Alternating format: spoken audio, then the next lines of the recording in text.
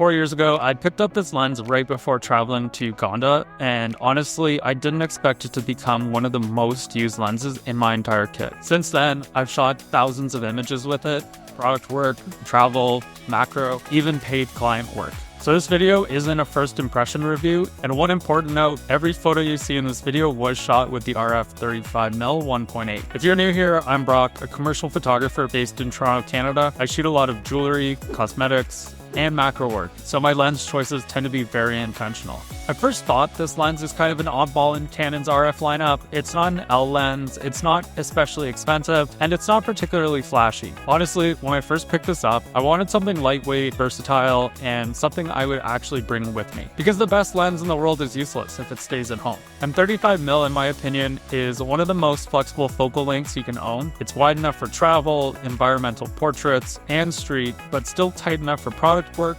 detail shots, and even some pseudo macro work. Now let's get a little nerdy, because the specs on this lens are actually pretty interesting. You're getting an f1.8 maximum aperture, a 9-blade rounded diaphragm, 11 elements in 9 groups, hybrid image stabilization rated up to 5 stops, and a 52mm filter thread. Now let's talk image quality after 4 years of real-world shooting. Wide open at 1.8, the center sharpness is very solid. The corners are softer, which is pretty typical for a compact 35 like this, but in most real situations, it's completely usable. Once you stop down to around 2.8 f4, this lens gets impressively crisp. For product photography, it absolutely holds up, especially in that f4 to f8 range where most commercial work lives anyway. Color and contrast are also very consistent, the files grade easily, skin tones behave predictably, and highlights roll off in a very Canon-ish way. Now let's talk about the feature people consistently underestimate, the built-in macro capability. This is not a true one-to-one macro lens, but with a minimum focus distance of 17 centimeters or about 7 inches and 0.5 magnification, you can get legitimately close.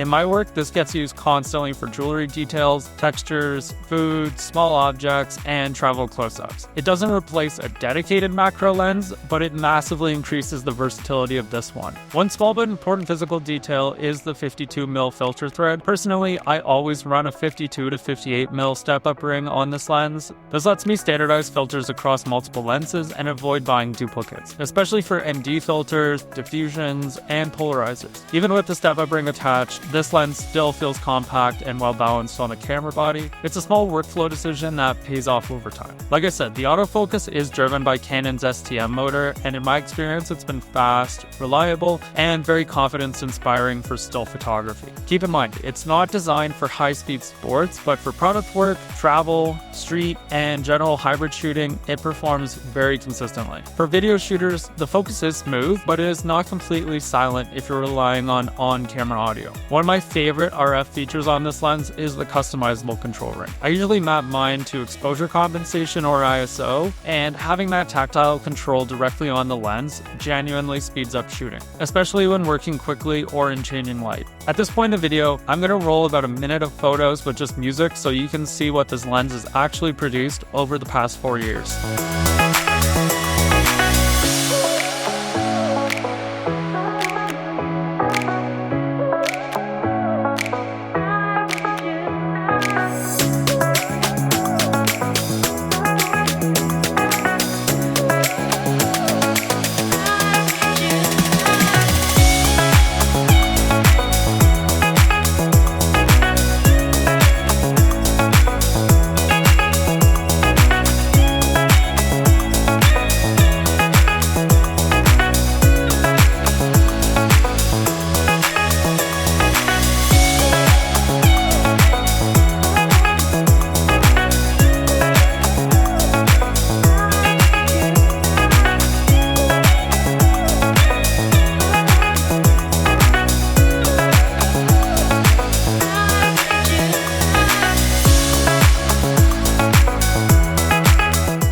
Alright, so let's discuss the downsides, because this lens isn't perfect. First, it's not weather sealed, so if you regularly shoot in rough environments, that's something to keep in mind. Second, there is visible corner softness wide open. If you need critical edge-to-edge sharpness at 1.8, you will want to stop down. Third, and like I mentioned, while the STM autofocus is very good, it's not completely silent for video work. I mean, none of these have been deal breakers for my use, but they are worth knowing. So who would I recommend this lens to after 4 years? Well, I think it's an excellent fit for hybrid shooters, travel photographers, content creators, everyday carry users, and product photographers who want a flexible, lightweight option. Now, it may be less ideal for photographers who require full L series build quality, extremely fast sports autofocus, or perfectly sharp corners wide open. 4 years later, this lens is still in my bag, and honestly that says more than any spec sheet ever could. It's not the flashiest lens, and it's not the most expensive, but it is one of the most useful lenses I own. And when a piece of gear survives 4 years in a working photographer's kit, it's doing something right. And if this video helped you out, hit like, subscribe, and all that good stuff, and I'll see you in the next one.